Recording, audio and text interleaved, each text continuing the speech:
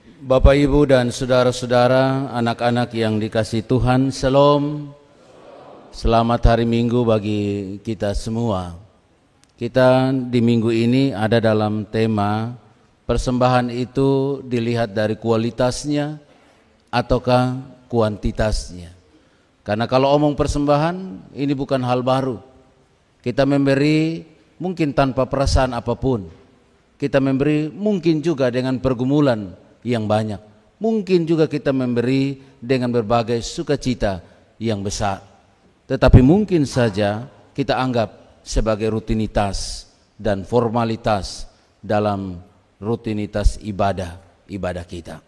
Nah, hari ini ketika gereja Masih Injili di Timor mengangkat kembali, mencerahkan dan menguatkan komitmen kita di dalam kita memberi persembahan kita kepada Tuhan. Sehingga itu tidak berlaku hanya sebagai sesuatu yang biasa tanpa makna, tetapi benar-benar lahir dari sebuah kebenaran, lahir dari sebuah pergumulan dan ungkapan syukur yang benar kepada Tuhan. Ada dua bacaan yang akan menolong kita dalam merenungkan bagian tema ini.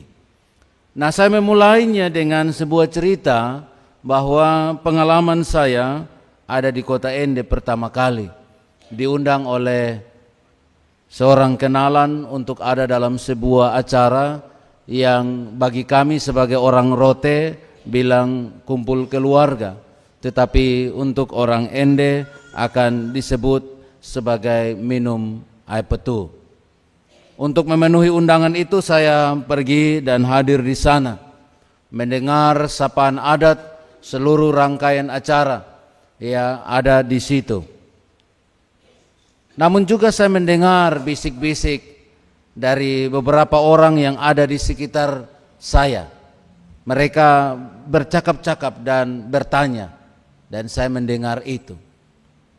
Tadi taruh di kotak atau tulis? Ya. Taruh di kotak atau tulis? Kemudian saya bertanya, kalau kami tradisi orang Rote maka harus tulis. Ya, seberapa nilainya ditulis dan dicatat. Tetapi ini ada di kotak dan ada yang ditulis. Apa yang membedakan? Kemudian sahabat saya di sebelah dia mengatakan begini, Pak Pendeta, ketika acara minum air petu ada dua tradisi amplop yang dibawa. Yang pertama amplop yang di dalamnya tipis dan amplop yang di dalamnya tebal. Ini menurut penjelasan.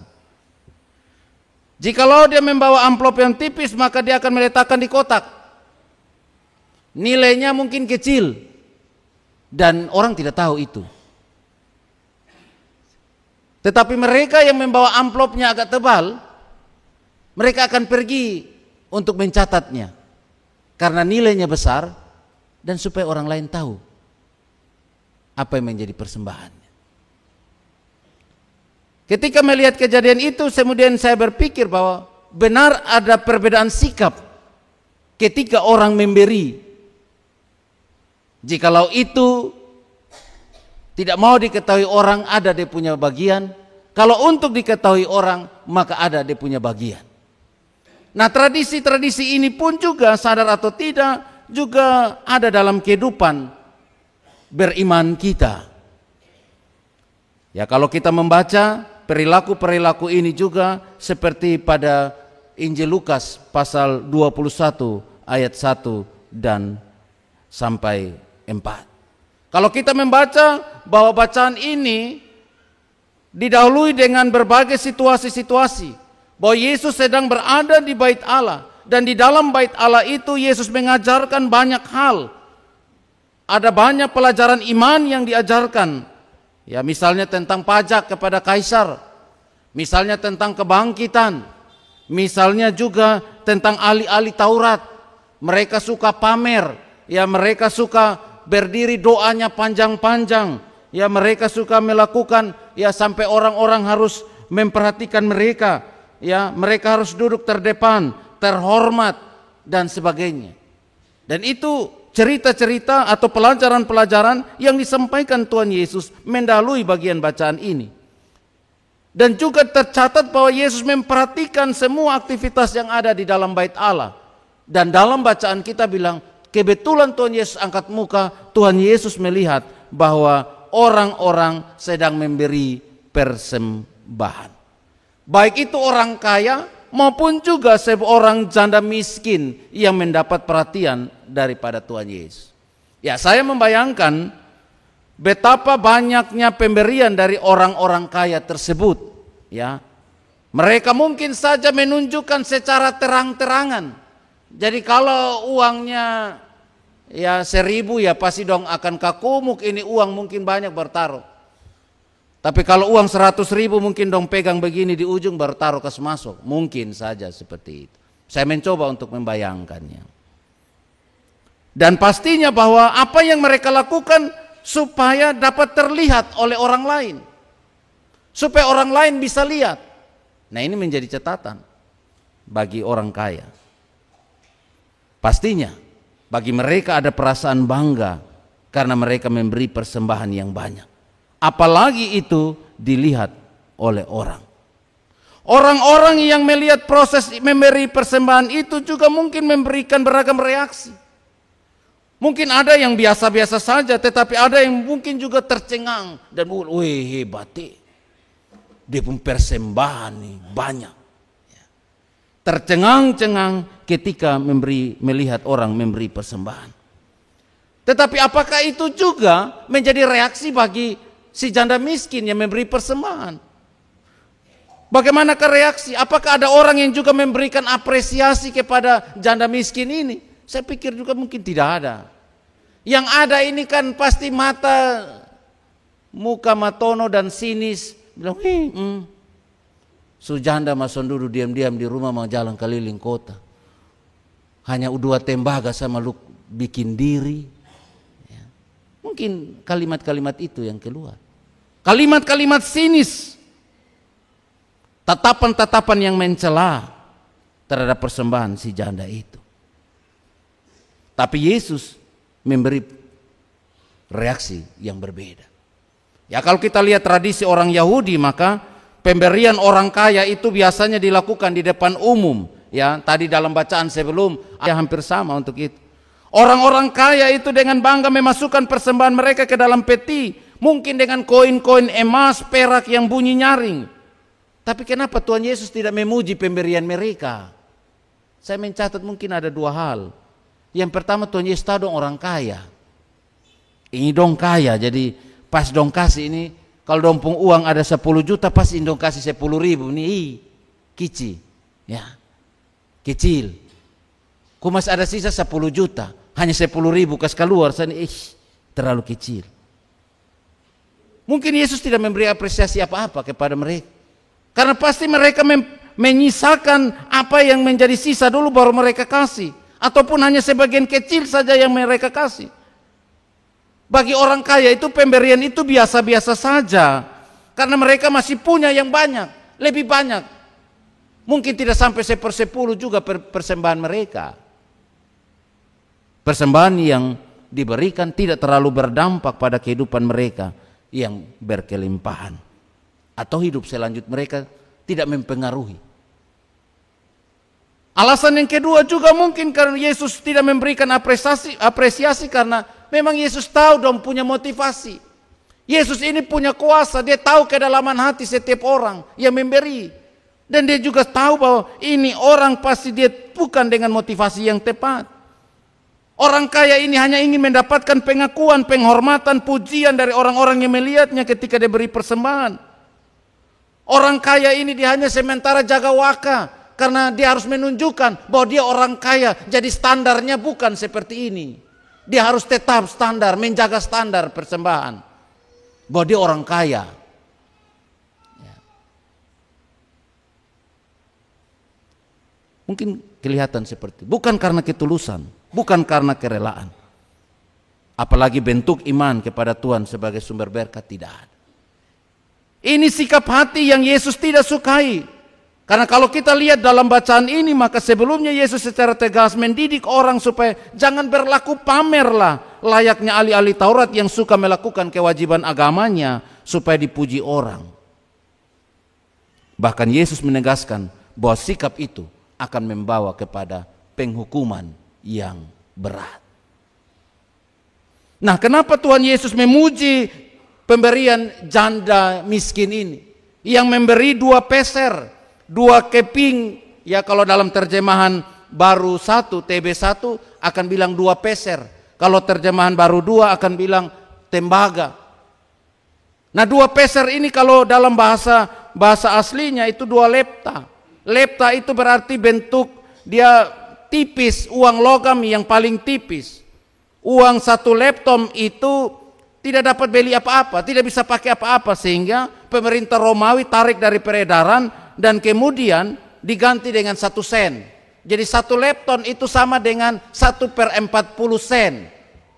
Kita bayangkan sangat kecil sekali. 1 sen saja sudah dianggap paling kecil, tetapi ini lagi 1/40 sen. Itu lepton itu. Jadi kalau 2 lepton ya sudah begitu. Sangat kecil sekali. Nah, kalau kita lihat janda dalam masyarakat Yahudi pada zaman Tuhan Yesus, maka mereka ini orang-orang yang ada dalam keadaan sulit. Mereka punya hidup itu hanya karena belas kasihan orang. Karena apa? Mereka ini dikucilkan. Apalagi mereka tidak punya anak laki-laki, itu tidak menjadi sesuatu yang dibanggakan. Mereka angkat kepala juga tidak, tondok terus. Di mana-mana orang baca cerita dan pun nama terus. Buat apa saja salah di mata orang. Itu janda. Nah, janda miskin ini bukan saja dia janda yang dikucilkan, tetapi secara ekonomi juga dia miskin. Jadi 2 double situasi. Jadi tidak ada suami yang menafkahi dia. Tapi kalau janda sekarang ini ya saya tidak tahu. Tapi kalau janda dulu itu memang betul-betul tidak ada yang menafkahi. Mereka hidup dari belas kasihan orang. Mereka sangat bergantung pada belas kasihan orang. Pekerjaan pun yang mereka lakukan itu pekerjaan sederhana. Yang hanya untuk apa? Untuk bertahan hidup. Nah, kalau bilang hukum Taurat dalam perjanjian lama sudah bilang, berilah janda-janda harus diperlakukan dengan baik. Ulangan 10 ayat 18. Tapi pada prakteknya orang Yahudi tidak mempraktekkan itu. Para janda diabaikan dan dikucilkan. Nah, janda miskin dalam Injil Lukas ini dalam bacaan kita memang tidak disebutkan nama. Tetapi kita dapat memahami 2 fakta daripada janda miskin ini. Yang pertama, bahwa dia seorang yang hidup dalam kekurangan. Dalam ayat 2 jelas tulis janda miskin. Dan ini dibuktikan bahwa jumlah persembahan yang dia berikan sangat-sangat kecil. Ia kemungkinan tidak memiliki pekerjaan yang baik sehingga hidupnya sangat terbatas secara finansial. Status jandanya ini sangat dipinggirkan, apalagi status miskinnya membuat dia double kelemahan sehingga dia disingkirkan dalam relasi sosial masyarakat. Nah, bisa saja yang fakta yang kedua yang bisa kita lihat dari bacaan ini. Janda ini punya iman yang besar. Mengapa? Karena dia memberi seluruh nafkahnya. Ayat yang keempat mengatakan itu. Janda yang hidup dalam kekurangan tidak memberikan yang sisa dari apa yang dimilikinya. Walaupun perasaan khawatir, takut akan pembiayaan hidup selanjutnya, namun dia tetap memberikan semua yang dimilikinya. Ini bukti iman daripada janda miskin ini. Ia mengandalkan Tuhan sepenuhnya. Di sini Yesus melihat bukti iman yang hebat dari janda miskin ini. Ia mau memberikan semuanya untuk Allah karena ia tahu Allah sumber berkat itu akan pelihara dia. Janda tersebut pasti tahu bahwa pemberiannya tidak berarti di hadapan Tuhan. Tetapi dia tidak sementara mencari pujian manusia. Ia hanya mau memberi kepada Allah karena imannya tersebut. Ia memberi bukan untuk dilihat, bukan untuk dihargai, bukan untuk disanjung oleh manusia, melainkan sebagai respon imannya kepada Allah yang dia sembah. Dan disinilah kemudian Tuhan Yesus menilai persembahannya. Yesus berkata kepada murid-muridnya, "Aku berkata kepadamu, sesungguhnya janda miskin ini memberi lebih banyak dari semua orang itu." Bagaimana mungkin? Secara fisik kita bisa menghitung, secara kuantitas kita bisa melihat bahwa orang kaya dia memberi yang banyak, walaupun itu sebagian kecil, tetapi dia punya lebih besar, dia punya lebih banyak daripada si janda miskin. Tetapi kenapa Tuhan memberikan apresiasi, Tuhan memberikan pernyataan bahwa sesungguhnya janda miskin ini beri lebih banyak? Apa banyaknya di mana? Karena secara kuantitas dia sedikit. Secara angka jelas orang kaya memberi lebih banyak, tapi Yesus melihat dari hati orang yang memberi persembahan itu. Janda ini dia miskin secara harta, tetapi dia kaya secara hatinya. Persembahan bukan soal kuantitas, bukan soal jumlah, tetapi soal sikap hati dan sikap iman ketika kita memberi persembahan. Tuhan tidak menilai dari seberapa besar angka yang kita berikan, tetapi dari hati yang tulus dan iman yang kuat akan penyertaan Tuhan. Kita memberikan persembahan bukan karena Tuhan kekurangan, melainkan sebagai ungkapan syukur kepada Tuhan yang telah terlebih dahulu memberikan segala sesuatu, terutama memberikan kesempatan hidup, nafas kehidupan kepada kita. Rasa syukur membuat kita mampu memberi tanpa pamrih. Rasa syukur membuat kita tidak berharap bahwa ketika saya memberi ini kemudian Tuhan akan memberi lebih banyak. Tidak. Persembahan kita bukanlah investasi kasih ikan kecil untuk dapat ikan besar, atau upaya memancing berkat dari Allah. Tidak. Persembahan haruslah lahir dari perasaan syukur yang mendalam tentang Tuhan yang telah melakukan yang terbaik dalam hidup kita dan keluarga kita. Persembahan diberikan kepada Tuhan tanpa hitung-hitung, karena Tuhan tidak pernah memperhitungkan apapun kepada kita. Dia selalu menjamin kehidupan yang baik kepada kita. Bacaan yang kedua dikuatkan lagi oleh Raja Daud. Ketika dia menaikkan puji-pujian, mereka telah mempersembahkan segala sesuatu yang terbaik bagi pembangunan bait Allah. Semua dipersembahkan. Baik itu Daud sebagai raja, tetapi juga seluruh masyarakat, seluruh umat, bangsa Israel dengan sejumlah persembahan-persembahan mereka persembahkan untuk bangunan bait Allah itu. Tercatat ada emas, perak, dan sejumlah harta benda itu dipersembahkan bagi pembangunan bait Allah yang baik dan megah sebagai rumah Tuhan. Tetapi apa yang dikatakan dalam pujian Daud dalam bacaan kita? Daud tidak sementara memuliakan dirinya, Daud tidak sementara membesar-besarkan dirinya bahwa dia punya segala sesuatu, dia punya harta benda, semua masyarakat dan umat memberikan yang terbaik bagi Tuhan dengan apa yang mereka miliki, apa yang mereka dapatkan. Mereka tidak membesar-besarkan apa yang mereka berikan dan persembahkan kepada Tuhan. Tetapi mereka datang dalam sebuah pengakuan, Tuhan, kami memuji Engkau, kami membesarkan nama-Mu. Ada dalam sebuah pengakuan yang sungguh bahwa semua yang mereka dapatkan, semua yang mereka berikan itu berasal daripada Tuhan dan mereka kembalikan kepada Tuhan. Ini menjadi pernyataan penting. Ada banyak orang yang merasa bahwa apa yang dia dapatkan itu merupakan hasil usahanya. Ada banyak orang yang merasa bahwa itu karena dia punya capek, itu karena dia punya keringat, itu karena memang dia punya usaha dan upaya. Sehingga apa-apa dia harus bilang dirinya yang harus menjadi standar ukuran. Dan akibatnya apa? Dia memuliakan diri. Apapun yang dia berikan, dia akan lihat dirinya. Saya mampu berikan 10 juta, itu saya. Dia lupa bahwa Tuhan yang memberkati dia.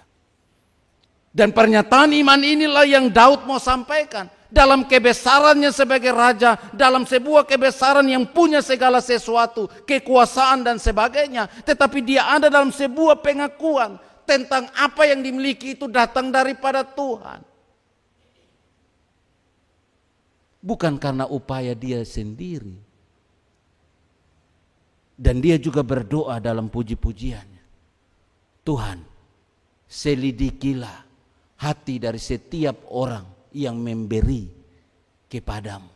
Mereka memberi dengan sukarela dan sukacita. Daud berdoa kepada Tuhan, Engkau yang lihat hati kami. Apa yang kami berikan ini bukan puji-pujian semata-mata. Ini bukan hanya sebuah penghiburan, bukan hanya sebuah kata-kata saja yang hebat dan luar biasa, tetapi Engkau sendiri bisa lihat hati kami yang memberi. Engkau lihat kedalaman hati kami. Engkau paling tahu untuk itu. Dan kami memberinya dengan hati yang sukarela dan sukacita. Bapak, Ibu, dan saudara-saudara yang dikasihi Tuhan, bicara tentang persembahan sebagaimana dalam liturgi awal itu, ya, kita ada narasi-narasi yang terus mengingatkan kita tentang makna, apa makna persembahan yang kita berikan. Karena di waktu-waktu sekarang ini, ya, banyak saja orang-orang yang dengan kebenaran-kebenarannya membangun pikiran-pikirannya hanya untuk apa? Membuat kita menahan setiap persembahan-persembahan bagi kemuliaan nama Tuhan. Ada yang bilang persembahan tidak perlu. Ada yang bilang persembahan itu hanya mau kesenang pendeta. Ada persembahan itu hanya untuk begini dan begitu. Yang akhirnya membuat kita secara sendiri bukan lihat diri kita yang sementara memberi persembahan, tetapi kita merasa kita yang harus kelola itu persembahan. Kita melihat tujuan dari persembahan itu. Kita tidak lihat pada diri apa yang menjadi alasan kita memberi, tetapi kita mau lihat itu barang mau pakai buat apa. Kita ributkan soal itu, tapi kita lupa tentang apakah kita pernah bertanya kepada diri, sudahkah persembahan ini saya berikan dengan hati yang tulus, hati yang sukarela, hati yang sukacita, atau tidak? Hari ini ketika kita membaca dua bacaan ini, hal pertama yang perlu kita renungkan, Tuhan melihat hati saat kita memberi persembahan. Ya. Kualitas lebih penting daripada kuantitas persembahan. Itu yang Tuhan bilang, dan itu yang Daud naikkan sebagai puji-pujian. Jangan malu memberi meskipun jumlahnya kecil. Tuhan melihat kesungguhan hati kita saat memberi. Bukan soal besar dan kecilnya, bukan soal nominal persembahan yang kita beri. Tuhan tidak melihat yang kelihatan seperti yang biasa dilihat orang, melainkan melihat hingga kedalaman hati dari si pemberi. Tuhan tahu apakah pemberian itu dilakukan dengan sukarela, sukacita, atau dengan cinta, ataukah hanya sekedar formalitas ibadah, atau sebuah paksaan, atau rutinitas keagamaan saja, atau hanya untuk mencari pujian daripada manusia. Saya pernah punya pengalaman, seorang bapak kemudian dia datang di gereja dan persembahan dia sudah taruh, tetapi kebetulan ada persembahan khusus yang kemudian dijalankan. Nah, dia punya uang di saku ini sisa 20.000, tetapi dia kasih keluar ini uang 20.000, dia langsung ingat dia punya istri pemuka. Karena memang dia punya istri pesan 2 uni uang pulang sehingga di pasar Senggol beli tempe 5.000, tahu 5.000, sayur putih 5.000 dan lombok 5.000. Jadi pas 20. Itu dengan sukacita, seakan-akan dia punya istri punya wajah marah itu tidak ada lagi. Dia tidak lagi merasakan bahwa istrinya ada marah, tidak. Dia sukacita pulang. Sampai di rumah, dia bilang, "Salam mama." Tapi dalam hati dia bilang, "Ini jangan sampai." Saya tertanya ini, kau mau jawab model apa? Ya. Ini ketemu gaya apa jawabnya? Tetapi istrinya dari dalam dia bilang, oi Bapak, selamat hari Minggu. Oh dia bilang, aduh baik. Dia puku-puku dia pendara, terima kasih Tuhan. Tantangan pertama sudah terlewati. Ini jangan sampai dia tanya lah. Mam tua pun angkat suara, dia bilang mati ini sudah nih. Bapak, tadi orang datang antar sayur dengan daging babi 1 kilo. Dia duduk merendung, air mata jatuh. Dia bilang, Tuhan, terkadang kami meragukan pemeliharaanmu. Tapi ini bukti nyata bahwa ketika kami dengan sungguh mau memberikannya, maka Tuhan akan pelihara itu. Tuhan melihat hati daripada Bapak ini. Tuhan bukan lihat ini 20 ribunya. Dan kemudian dia diberkati untuk itu. Dan ini menjadi catatan bagi kita. Ketika kita memberi banyak, tidak usah besar kepala. Ketika kita memberi sedikit pun juga, kita jangan kecil hati. Ataupun kita tidak ada, kemudian kita juga tidak mau ibadah. Dalam pengalaman, dalam perkunjungan, kenapa tidak mau terima ibadah rayon? Laporan majelis jemaat bilang, karena dia punya kolekte tidak ada, makanya dia tidak mau terima ibadah. Saya bilang, kita pi ibadah ini bukan mau terima kolekte, mau minta DP uang. Kita mau ibadah. Jadi kasih tahu besok saya yang pimpin, minggu depan saya yang pimpin, dan kita ibadah. Tidak ada kolekte, tidak perlu dipersoal. Tapi itu kenyataannya. Dalam pastoral perkunjungan, kenapa tidak pergi gereja Bapak Pendeta? Kadangkala saya pergi, tapi kalau kadangkala uang son ada, saya son pergi. Saya tidak mau hormat. Ya, saya bilang kok kotak sekarang ada di muka, bukan kau taruh di kotong pemuka, kau kotong hormat, pi hormat datang. Ya. Dia bilang, iya masuk ini juga kita pusing. Ya.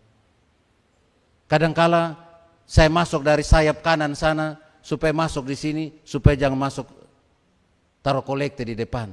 Karena kalau masuk dari muka ini pasti harus lewat kolekte. Nah kotak ada di situ. Jadi kalau kau tahu singgah, ini majelis dompung salom, ini sepertinya kau tahu rasa-rasa ke itu salom baik, hanya ke kasih ingat kau tahu taruh persembahan.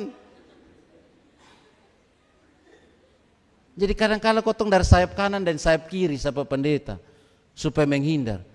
Tapi pas kau pun duduk, orang di sebelah sudah taruh persembahan. Bingung juga. Tapi kita tidak perlu terpengaruh dengan itu. Jikalau kita benar-benar siap dari rumah dengan hati yang sungguh, entah ada uang atau tidak ada uang, kita memberi persembahan ataupun tidak memberi persembahan, Tuhan lihat hati kita. Tuhan lihat keberadaan kita.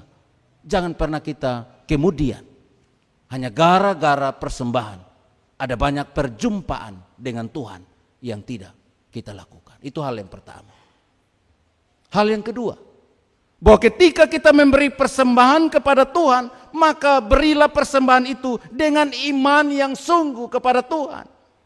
Bukan kita memberi persembahan kemudian, ya seperti yang saya cerita tadi, jangan sampai bapak itu, ya untung bapak itu dia tidak ngomel.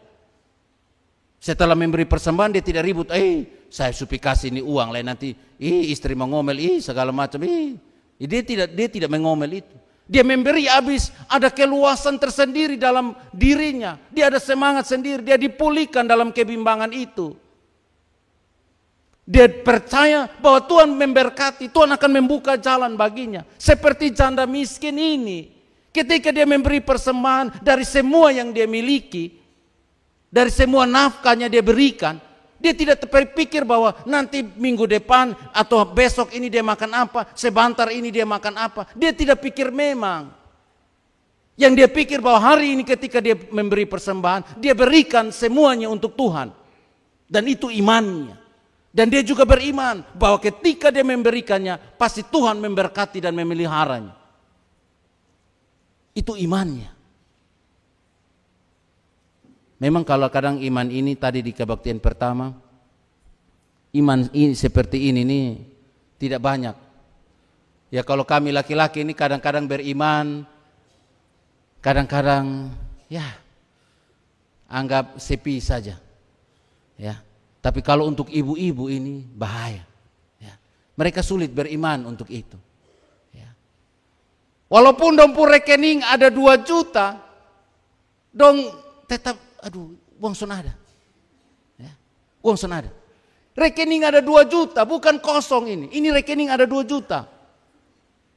Tapi tiap hari itu akan omong di hari itu bahwa uang sudah tidak ada. Karena apa? Kalau laki-laki dia hanya pikir hari ini, makan hari ini selesai, besok baru kau pikir lagi. Jadi dia tidak terbeban dengan apa-apa. Tapi kalau perempuan dia mengeluarkan uang hari ini, dia harus pastikan dia pelumbung dulu, dia harus perhatikan dia punya rekening dulu. Kalau dia pikir bahwa tidak sampai di akhir bulan, maka dia akan bilang uang sudah habis.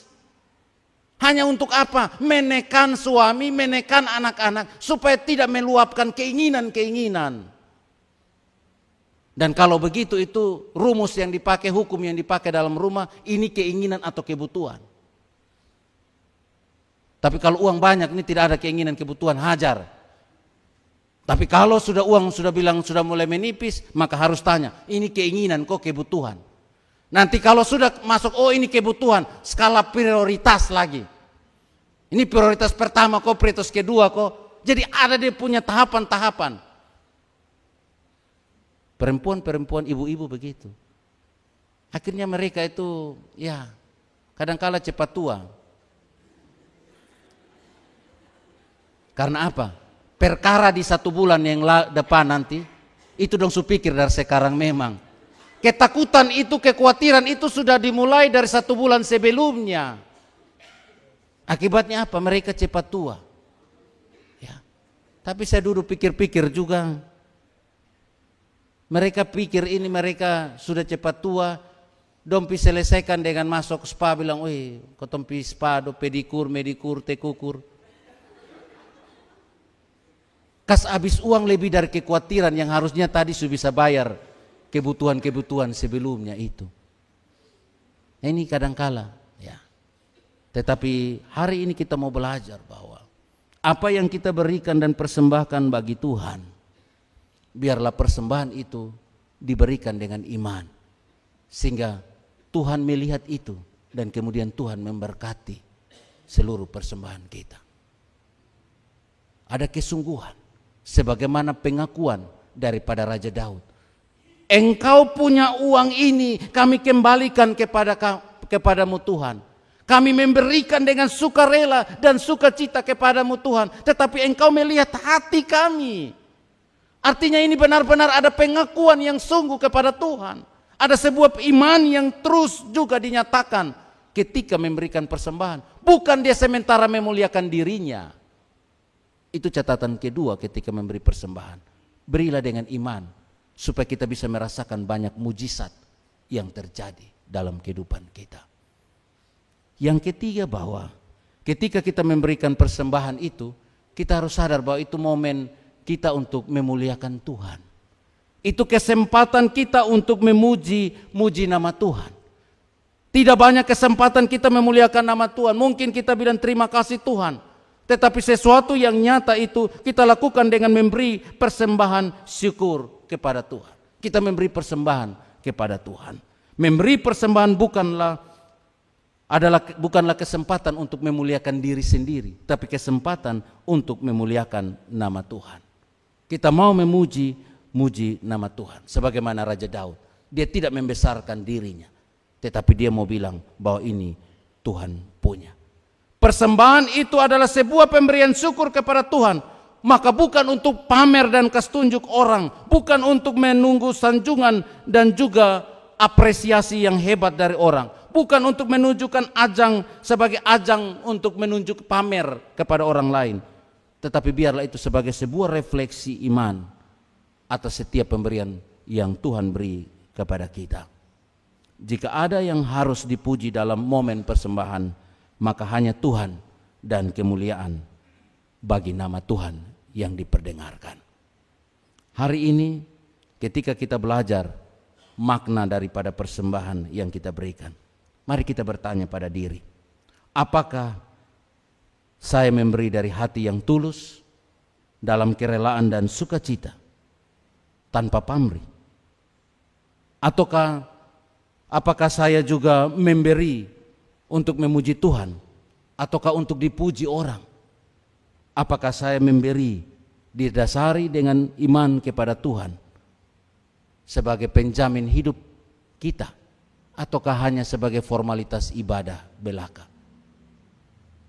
Biarlah pertanyaan-pertanyaan refleksi ini menjadi bagian jawaban bagi kita, sehingga apa yang kita berikan kepada Tuhan itu berkenan dan Tuhan memberkati. Tuhan melihat kualitas, bukan pada kuantitas persembahan kita. Amin.